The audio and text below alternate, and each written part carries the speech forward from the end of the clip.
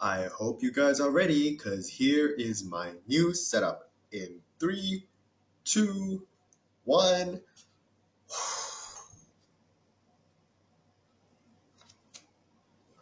So, yeah, this is the new setup, I guess. You can see the ring light in the reflections of my glasses. I got the new camera and also this thing, whatever this is. Um, Very exciting stuff. Very exciting stuff. Uh, yeah, I got it as a birthday gift, and wow, wow! Now I need to actually do this. It's serious. Yeah, it's serious. Ah, whatever. I'm just saying things. It's still not serious. But anyways, this is very odd. But just so you know, I'm hearing myself, but I feel like it's picking up. When I listen back to the video, I did test this before. It sounds louder, obviously, when I speak closer to the mic, but it's like picking up the same thing as when I. So I'm not sure how close it's supposed to be, but wow, RGB. I feel like one of those makeup. Whoa, look at that. Whoa, whoa. The ring light. I guess you can just see. It just is. It is what it is. And the camera. Hi, now you can see really my face. It is in a kind of fishbowl view, but you know what? I think that adds to the charm. It's like, yeah, this is the focus. Okay, okay. Let's. Ooh, the clap sounds weird. Let's get down to business. New dawn, new day, new book. This book is this. Wabam. Footprints in search of future fossils. Now, I've been putting this off because I was waiting on also this new setup, and also the thumbnail that took a while actually. I know it didn't. It's not a lot, but yeah, I've been procrastinating it. So this whole video is gonna be quite short. Because this is at the end of the day a nonfiction book. This book is by David Farrier and it is about fossils. I Okay, my bad. I didn't read the blurb. I didn't read the blurb, or I skimmed through it, so I knew roughly it was about basically climate change. I thought it was more of archaeology. It was not. It's mostly this guy who is a lecturer in this university that talks about how uh, climate change and how that is going to lead to everything kind of turning into fossils or something like that. You see the progression between climate change and fossils, as in like records of our lives and what is going to be the human footprint, humanity's footprint in the larger scale of things. If there were aliens a billion years afterwards, once humanity dies out, what will be our lasting legacy, basically? And very obviously, I mean, if you talk to anyone, you can already know plastic. But this book goes deeper into the subject, obviously. Okay, so let's do this. Um, the book starts off talking about the Anthropocene. Now, the Anthropocene is a classification, is an era. You know how, as background, obviously the Earth is very old, billions and billions and billions of years old, and so scientists, uh, geographers, geologists, historians, whatever, they want to classify the Earth and its period. So you have things such as the Cambrian period, the Paleolithic era, the whatever epoch, I'm not sure what the right term is, and then yada yada yada until where we are today. Now, this period is technically called the Holocene, which starts off in the after the glacial period, something like that. So it's been a while, and a lot of things have changed, especially over like the past 100 years. Now that's where the Anthropocene comes. This new era, this new epoch is what some scientists are trying to propose, saying that things have changed too much in such a short period of time. This should be a new era. Some scientists are saying no, it's still called the Holocene, and some scientists are like, we should call it a new one. Anyways, there's a whole debate in that whole section of the internet, the whole section of science. But that's the Anthropocene. It's very cool, very fun to know about. I watched a video quite a while ago by Kurt Sack about this same topic. Anyway, if you want to know more about that, I don't know, go watch the video. It introduces it because that is literally what the book is about. The Anthropocene, just seeing humans' effect on the earth. Yeah, I'd say, oh god, I'd say for the book, I'd rate it a solid 5. Bam, average 5 because this is a non-fiction book. My bad, I didn't know it was about climate change, so I'm not that invested in the topic itself, but it's a well written book. It's a fun book to read, and I'll get more into why it's fun. Because, climate change, I would say, is kind of boring. Look, it's not boring as in bad, it's just more of, if you know it exists, and then there's not much to really talk about. You're like, oh, plastic is bad, and plastic is taking over. It takes millions of years to decompose. It it is what it is. So yeah, average 5 for the book. And let's go into why I think at least it's still a bit interesting. Now the author, unlike some of the other nonfiction books I've read, talks more about his personal experience, which is good. You get to see more of him as a person, and he talks less on the facts because I guess there isn't much to talk about. It is what it is.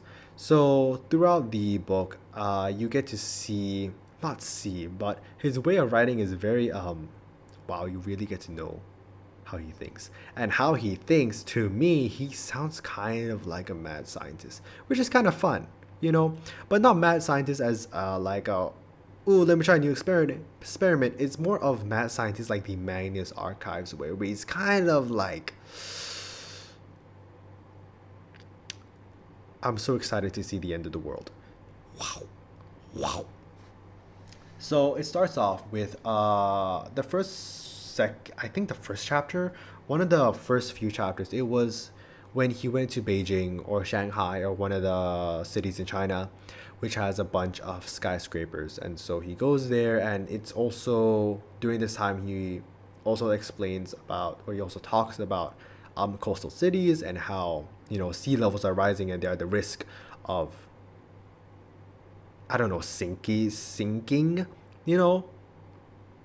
Jakarta, the Netherlands, Singapore, or something like that. And so when he goes to Shanghai, he kind of contemplates on this idea, this fact. I guess he looks at the skyscrapers, and then he thinks about how, wow, it's reaching so high up in the sky, but also these skyscrapers, they're built on basically foundation that is getting more unstable over the years because of the river close by and how that kind of erodes the soil and things like that. And that paired with rising sea levels, like, man, that whole place is just going to sink. And he writes it in just such like this quiet fascination. But it's kind of crazy that you have a fascination with sinking cities, It's like people live in Shanghai. People are going to sink and drown. It's quite baffling when you hear his point of view, because on one hand you're like, wow, it is kind of interesting, because at the end of the day, this book is about fossils. It is about the lasting effects and remains of human civilization. So obviously buildings are going to be there, whether we like it or not. Cement, it's not eroding anytime soon. It is staying there. And so even when these cities, they sink, these structures, they are going to stay. And so that's the same point he's making, where he's saying we not reflect, but it feels like he's reveling in this eventual conclusion of it all, that people will not last, but these buildings will. And when everyone evacuates from these sinking cities, these buildings will still last. These buildings that once were trying to climb to the sky, they are going to drown. And wow, you know, crazy stuff. He reads like a Magnus Archives episode. So that's the part about buildings. The next part is about roads. Wow. What a chapter. Buildings, roads, what's next? Plastic? It is plastic. The buildings chapter, it focuses, or at least how I take it when I read it, it focuses on the passage of time and how you can't stop it. Things will happen, like the city will sink, and you can't really do anything about it. And yes, he does revel in the fact that it will sink, and he's like, wow, these buildings are gonna last. Yes, that's him. But I'm saying, as a reader, that was the main thing that I got from it. You know, in the next chapter, the one about roads, the focus that I got was like, yes, the passage of time, the eventualness, but also the eventualness of isolation. Now, in this chapter, he went through his story, this short story on this bridge that used to be next to his house. And so it was an old bridge, and I don't know, there were problems with it, and so the city council, they basically built a new one for everyone to use. And yeah, great thing. I love new infrastructure. I'm so excited for the new LRT. But because of this, he went to the new bridge. He obviously went there. He's excited. He took pictures or whatever, whatever, whatever. And then he kind of remembered that the old bridge exists. And so, as a kind of curiosity, I guess he went back to the old bridge. And surprise, surprise, no one was there and no one uses it anymore. So this, you get the sense of, ooh, what was once a basically busy place is just now deserted. And that was the main conclusion that I got from the chapter, how everything will just be deserted at the end. And you get that feeling of how you could be the last person that's ever set foot in any place. I don't know. You go to like an old shop, a whole old like kopitiam or something. You could have been the one of the last few customers that's been there. If you go to an old house, maybe you're moving out, you could have been the last person that has set foot in that house. And it's just going to stay there unoccupied forever or until something happens. But it really is just that feeling of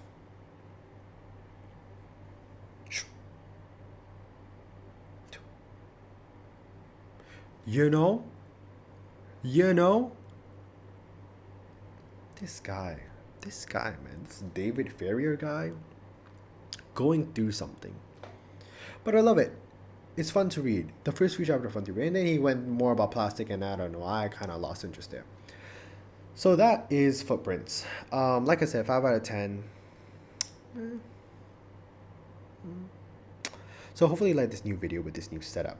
Very, very exciting, and I'm excited to use it for the next video as well. As a sneak peek, I guess, not sneak peek, but as just the next book I accidentally bought. It was okay. It's not a it's not in the middle of a trilogy or anything, but it sure does feel like it. I made sure I double checked. It's not. Uh,